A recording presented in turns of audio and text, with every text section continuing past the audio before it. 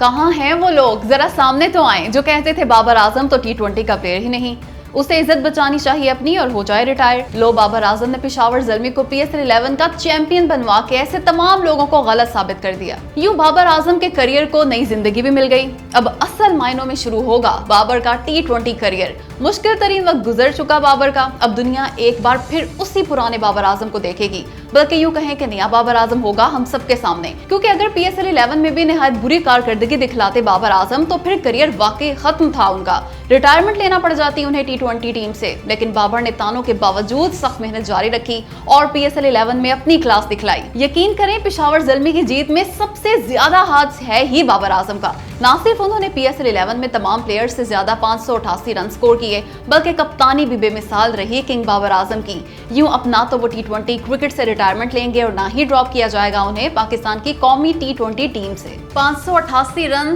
2 centuries, 146 का strike rate और average 73.5 की। ये रिकॉर्ड चीख चीख के कह रहा है कि मॉडर्न डे क्रिकेट का शहंशाह है वो, जिसने भी ये रिकॉर्ड बनाया। मॉडर्न डे क्रिकेट तो घर की लौंडी है इस शख्स के। और पता है ये अदादोशुमार किसके हैं? जी हाँ दोस्तों, किंग बल्कि emperor Babar Azam the great के। PSL के किसी एक सीजन में सबसे ज्यादा स्कोर है ये किसी भी प्लेयर का।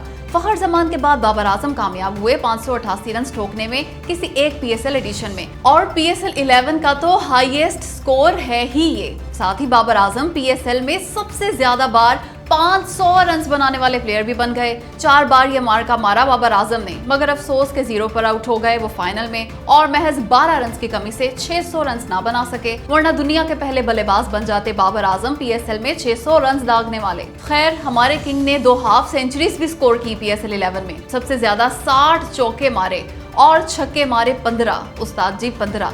तभी तो PSL 11 के बेहतरीन बल्लेबाज करार पाए बाबर आजम। उन्हें गोल्डन बैट और हनीफ मोहम्मद कैप से नवाजा गया। 2 बार PSL चैंपियन बनने वाले पेशावर ज़ल्मी की बदनसीबी देखें जरा। जी हाँ, उस पेशावर ज़ल्मी की बदनसीबी जो PSL की सबसे ज्यादा पसंद की जाने वाली टीमों में से एक है। हॉट फेवरेट है, हॉट फेवरेट। इसके बावजूद आज तक एक मैच भी ये अपने शहर पेशावर में नहीं खेल सकी PSL का। इससे बड़ा दुख क्या हो सकता है भला? फूलों का शहर है हमारा पेशावर, पाकिस्तान की शान है पेशावर। पेशावर वालों का भी हक है कि वो अपनी टीम के मैच अपने ही शहर में देखें, उनकी टीम उनके शहर में खेले। बल्कि सिर्फ पेशावर ज़ल्मी ही नहीं, बाकी टीमें भी पेशावर समेत पूरे पाकिस्तान की हैं। हर शहर में हर टीम के चाहने वाले मौजूद हैं, इसलिए पेशावर में मैचेस कराए जाने चाहिए। और सिर्फ पेशावर ही नहीं, बल्कि कोयटा में भी। इन दोनों शहरों में PSL 12 के मैचेस जरूर कराए जाएं। इसके अलावा हैदराबाद के स्टेडियम को भी बहाल करें और उसमें भी मैचेस कराए जाएं। मजीद शहरों तक फैलाएं PSL को। खैर, चेयरमैन PCB मोहसिन नकवी ने वादा किया है कि PSL 12 के मैचेस दीगर शहरों में कराने का। उम्मीद है वादा वफा करेंगे वो। किंग बाबर आजम खुद के जश्न भी ना मना सके अपनी टीम को PSL 11 का चैंपियन बनवाने का, वो इसलिए कि 2 टेस्ट मैचेस की सीरीज खेलने बांग्लादेश चले गए बाबर आजम। बस चंद घंटे ही इंजॉय और सेलिब्रेट कर सके पेशावर ज़ल्मी की फतह को किंग बाबर आजम, और फिर रवाना हो गए बांग्लादेश के लिए। खैर, जैसे ही बांग्लादेश पहुंचे तो एयरपोर्ट पे निहायत शानदार इस्तकबाल किया किंग बाबर आजम का। बांग्लादेशी अवाम ने बाबर बाबर के नारे लगाए, खूब तालियां बजाईं। बाबर ने भी हाथ हिला के जवाब दिया ढाका के लोगों को उनकी मोहब्बत का। वैसे बाबर आजम के साथ फास्ट बॉलर खुर्रम शहजाद भी गए ढाका। मंगल को ट्रेनिंग और प्रैक्टिस स्टार्ट करेगी टीम पाकिस्तान।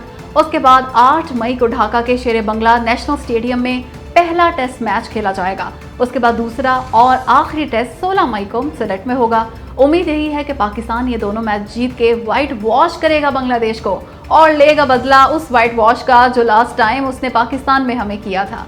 अब आप कमेंट करके बताएं कि क्या इस टेस्ट सीरीज में भी बाबर आजम PSL 11 जैसी जबरदस्त परफॉर्मेंस दिखाएंगे या नहीं। सबसे ज्यादा 22 शिकार करके स्पिनर सुफियान मुकीम PSL 11 के बेस्ट बॉलर और best player of the tournament का अवार्ड ले उड़े।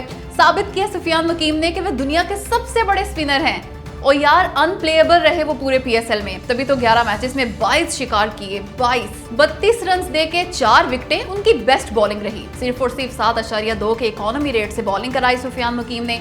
T20 क्रिकेट में इतना कम इकोनॉमी रेट मौजज़ा है, मौजज़ा। खैर, इस आला तरीन परफॉर्मेंस के बावजूद लिख लें हमारी बात कि सुफियान मुकीम को हरगिज शामिल नहीं किया जाएगा कौमी T20 टीम में, क्योंकि पहली बार ऐसी जबरदस्त कारकर्दगी थोड़ी दिखलाई उन्होंने। वो तो डोमेस्टिक टूर्नामेंट PSL और इंटरनेशनल क्रिकेट में मुसलसल तबाहकुन कारकर्दगी का मुजाहरा करते आ रहे हैं। लेकिन आकिब जावेद और माइक हेसन को शायद नापसंद है वो, इसलिए उन्हें कभी चैंपियंस ट्रॉफी में शामिल नहीं किया जाता और कभी वर्ल्ड कप में।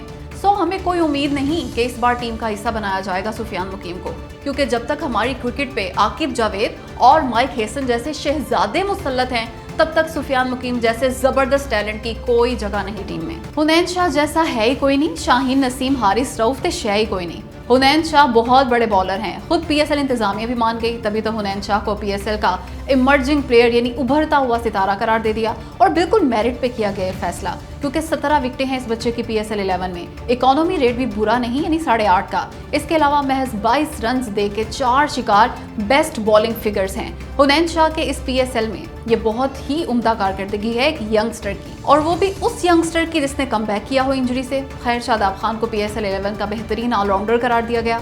उन्होंने भी 17 किलियां उखाड़ी इस टूर्नामेंट में, साथ ही 173 रन भी बनाए। रहे इस टूर्नामेंट में बाबर आजम के बाद सबसे ज्यादा रन बनाने वाले कोस्टल मेंडिस, तो उन्हें बेहतरीन विकेट कीपर के अवार्ड से नवाजा गया, जबकि फरहान यूसुफ को पीएसएल 11 का सबसे अच्छा फील्डर करार दिया गया। वैसे ही अच्छी बात है कि इस बार पीएसएल में पाकिस्तानी खिलाड़ियों की कारकर्दगी बहुत उम्दा रही।